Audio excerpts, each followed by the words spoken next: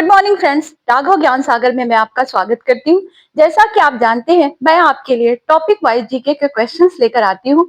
तो आज का टॉपिक है मौर्योत्तर काल। प्राचीन भारत के इतिहास से संबंधित ये टॉपिक है फ्रेंड्स। टॉपिक वाइज जीके आपको कराने का मकसद ये है कि सिलेबस इजीली कंप्लीट हो जाए और एक एक टॉपिक को आप कंप्लीट करते चले। तो चलिए चलते हैं क्वेश्चन की तरफ देर न करते हुए। मौर्य काल के बाद का ये समय है। स्वर्ण सिक्के जारी करने वाला भारत में पहला शासक कौन था? ए कुजुल कैडफिसिस, बी बिम कैडफिसिस, सी कनिष्क, डी मेनांडर। इसका सही आंसर है बिम कैडफिसिस। ऑप्शन नंबर बी सही है, बिम कैडफिसिस। नेक्स्ट क्वेश्चन, निम्न में से किस शासक ने अप्रतिहत चक्र की उपाधि धारण की थी? ए सिमुक, बी सातकर्णी फर्स्ट, सी गौतमी पुत्र सातकर्णी, डी यशश्री सातकर्णी। का सही आंसर है ऑप्शन नंबर बी सातकर्णी प्रथम। नेक्स्ट क्वेश्चन, कनिष्क की प्रसिद्ध टूटी हुई मूर्ति किस शहर के पास मिली थी? कनिष्क की मूर्ति, ए अलवर, बी दिल्ली, सी पेशावर और डी मथुरा। तो कनिष्क की मूर्ति कहां मिली थी फ्रेंड्स? मथुरा में। ऑप्शन नंबर डी सही है, मथुरा। नेक्स्ट क्वेश्चन, निम्न में से किन शासकों ने देवपुत्र की उपाधि धारण की थी? देवपुत्र, ध्यान रखिएगा फ्रेंड्स, देवपुत्र। ए मौर्य शासकों ने, बी शक शासकों ने, सी कुषाण शासकों ने और डी है सातवाहन शासकों ने। का सही आंसर है कुषाण शासकों ने। ऑप्शन नंबर सी सही है। अगला प्रश्न, पुष्यमित्र शुंग द्वारा आयोजित अश्वमेध यज्ञ किसने संपादित किया था? ए तारानाथ, बी आप स्तंभ, सी पतंजलि, डी भागभद्र। इसका सही आंसर है पतंजलि। ऑप्शन नंबर सी सही है। अगला प्रश्न है,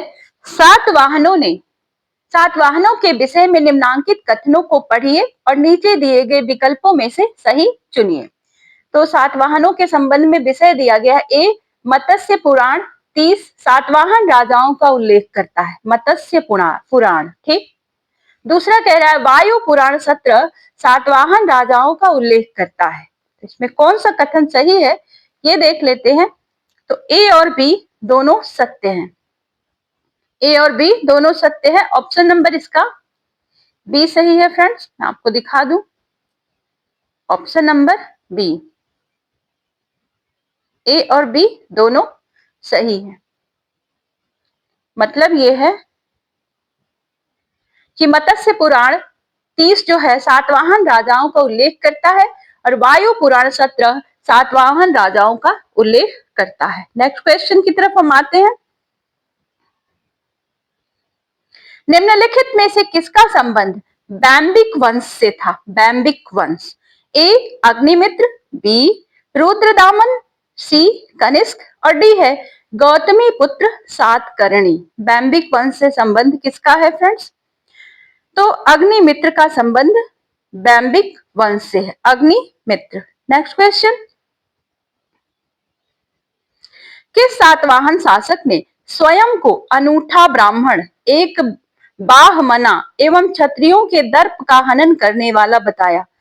कौन से सातवाहन शासक थे जिन्होंने क्षत्रियों के दर्प का हनन करने वाला स्वयं को बताया? तो इनका नाम था गौतमी पुत्र सातकर्णी। गौतमी पुत्र सातकर्णी ये सातवाहन वंश के एक प्रसिद्ध शासक थे और गौतमी पुत्र सातकर्णी ने स्वयं को अनूठा ब्राह्मण, एक वाहमना एवं क्षत्रियों के दर्प का हरण करने वाला बताया। उन्होंने सुनिश्चित किया था कि 4 वर्णों के सदस्यों में से कोई भी अंतर जातीय विवाह न करे। अगला प्रश्न है, कनिष्क का राजकवि चुने जिसने बुद्ध की जीवनी बुद्ध चरित्र की रचना की थी। एक पुस्तक है बुद्ध चरित्र और इसकी रचना किसने की थी ये अधिकतर लोगों को पता होगा। सौंदरानंद, बी अश्वघोष, सी शूद्रक, डी हर्षवर्धन। तो इस पुस्तक को किसने लिखा था फ्रेंड्स? अश्वघोष। बुद्ध चरित की रचना अश्वघोष ने की थी। नेक्स्ट क्वेश्चन, शुंग वंश की स्थापना किस मौर्य सेना नायक द्वारा की गई थी? मौर्य सेना नायक, तो ये पुष्यमित्र शुंग थे, मौर्य वंश के सेनापति, जिन्होंने शुंग वंश की स्थापना की थी। अगला प्रश्न है, अंतिम मौर्य शासक का उसके सर्वोच्च सेनापति द्वारा डैश में वध कर दिया गया, जिसके बाद में शुंग राजवंश की स्थापना की। तो ये किस समय में इनका वध कर दिया गया अंतिम मौर्य शासक का? ये समय था 185 ईसा पूर्व। ऑप्शन नंबर डी सही है, 185 ईसा पूर्व। अब बात करते हैं शक वंश संवत की स्थापना कब वो किसने की? शक संवत, ये बहुत ही शक संवत कैलेंडर भी है इसी के आधार पर। तो शक संवत की स्थापना किसने और कब की? तो किसने की और कब की फ्रेंड्स? 78 ईस्वी में कनिष्क, राजा कनिष्क थे। ऑप्शन नंबर सी सही है, राजा कनिष्क। 78 ईस्वी में राजा कनिष्क ने शक संवत की स्थापना की थी। किसने कुषाण वंश की स्थापना की? ए अशोक, बी चंद्रगुप्त, सी हर्षवर्धन, डी कुजुला कड़फिसेस। तो कुजुला कड़फिसेस जो हैं, इन्होंने कुषाण वंश की स्थापना की। और बीमा कड़फिसेस ने भारत में सोने के सिक्के जारी किए। दोनों का नाम याद रखिएगा। कनिष्क ने दूसरे कुषाण वंश की स्थापना की। उनकी राजधानियां जो थी वो पेशावर और मथुरा में थी। सबसे प्रसिद्ध कुषाण शासक कनिष्क जी थे और उन्होंने द्वितीय अशोक के नाम से भी उनको जाना जाता है, कनिष्क को, द्वितीय अशोक। 1873 ईस्वी में भरहूत स्तूप, नाम है भरहूत स्तूप, की खोज किसने की? ए मार्शल, बी कनिंघम, सी के एस लाल और डी है बी के थापर। तो भरहूत स्तूप की जो खोज की ये कनिंघम ने की। ऑप्शन नंबर बी सही है, कनिंघम। अगला प्रश्न, अमरावती स्तूप का निर्माण किस काल में किया गया? अमरावती स्तूप, ए गुप्त काल, बी मौर्य काल, सी सातवाहन काल और डी वर्धन काल। हर्षवर्धन की बात कर रहा है। ये सातवाहन काल में अमरावती स्तूप का निर्माण हुआ था। सातवाहन काल का सर्वश्रेष्ठ शासक था? ए सातकर्णी प्रथम, बी सिमुक, सी यज्ञश्री सातकर्णी, डी गौतमीपुत्र सातकर्णी। तो सातवाहन वंश के सर्वश्रेष्ठ राजा जो थे वो गौतमीपुत्र सातकर्णी थे। नेक्स्ट क्वेश्चन, चरक संहिता क्या है? ए इतिहास ग्रंथ, बी चिकित्सा ग्रंथ, सी धार्मिक ग्रंथ और डी है कथा संग्रह। तो चरक संहिता जो है ये एक चिकित्सा ग्रंथ है, चिकित्सा ग्रंथ, और इसमें बहुत सारे इलाज से, आयुर्वेद के इलाज से संबंधित जानकारी चरक संहिता में दी गई है। नेक्स्ट क्वेश्चन, हाथी गुफा अभिलेख में किसकी उपलब्धियों का विवरण है? हाथी गुफा अभिलेख,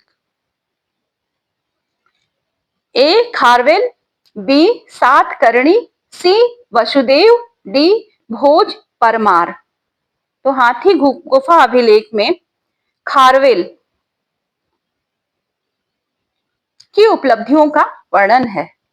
नेक्स्ट क्वेश्चन, मौर्य वंश के तत्काल बाद किस वंश ने आकर राज किया? ए नंद, बी कण्व, सी सातवाहन वंश और डी है शुंग वंश। तो मौर्य वंश के बाद पुष्यमित्र शुंग ने शुंग वंश की स्थापना की थी।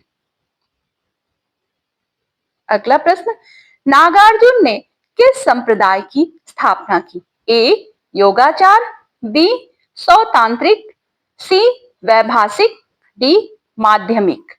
तो नागार्जुन ने माध्यमिक संप्रदाय की स्थापना की थी। ऑप्शन नंबर डी सही है, माध्यमिक। अगला प्रश्न है, कनिष्क किस संप्रदाय से संबंधित था? ए आजीवक, बी बौद्ध, सी है महायान और डी है हीनयान। तो कनिष्क जो थे वो महायान संप्रदाय से संबंधित थे। नेक्स्ट क्वेश्चन, तक्षशिला किसके लिए प्रसिद्ध था? ए विद्या और अध्ययन, बी वाणिज्य और व्यापार, सी कला और शिल्प, डी सभी के लिए। तो तक्षशिला किसके लिए प्रसिद्ध था फ्रेंड्स? ये सभी के लिए प्रसिद्ध था।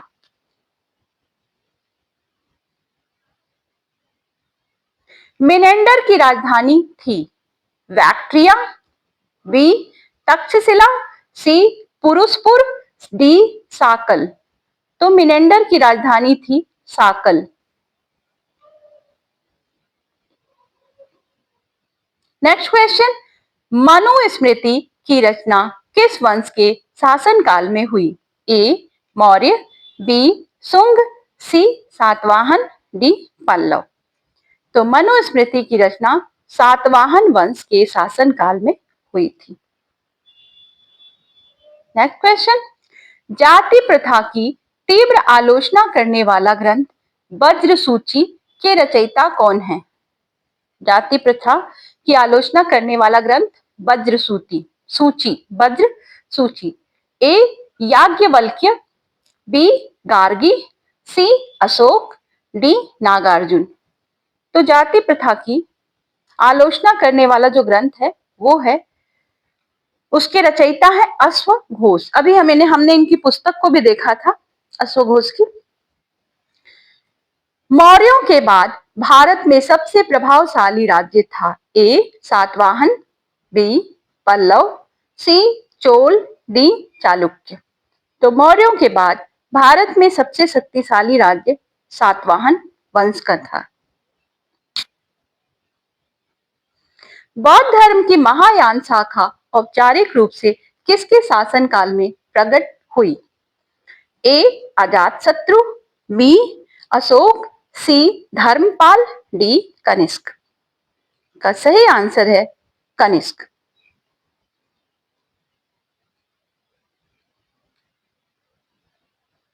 कनिष्क का राज्य वैद्य था? ए मथर, बी कुजुल, सी चरक, डी सुश्रुत। तो कनिष्क के जो राजवैद्य थे वो थे चरक। ऑप्शन नंबर सी सही है, चरक। राजा कनिष्क के राजवैद्य चरक। गांधार कला को कहा जाता है? ए इंडो ग्रीक कला, बी सारसेनिक कला, सी बुद्ध कला और डी भारतीय कला। तो गांधार कला को कहा जाता है इंडो ग्रीक कला।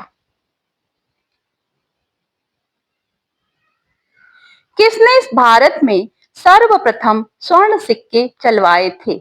ए कुषाण वंश, बी मौर्य वंश, सी हिंद यवन, डी गुप्त। का सही आंसर है हिंद यवन ने सर्वप्रथम भारत में स्वर्ण के सिक्के चलवाए थे। अगला प्रश्न है, संस्कृत का प्राचीनतम अभिलेख है? ए सांची का अभिलेख, बी गिरनार का अभिलेख, सी लुम्बिनी का अभिलेख और डी है सारनाथ का अभिलेख। तो इसका सही आंसर है गिरनार का अभिलेख। ऑप्शन नंबर बी सही है। फ्रेंड्स, वीडियो अगर आपको पसंद आई हो तो लाइक शेयर सब्सक्राइब जरूर करें। मिलते हैं आपसे नेक्स्ट वीडियो में, तब तक के लिए goodbye. Thank you for watching.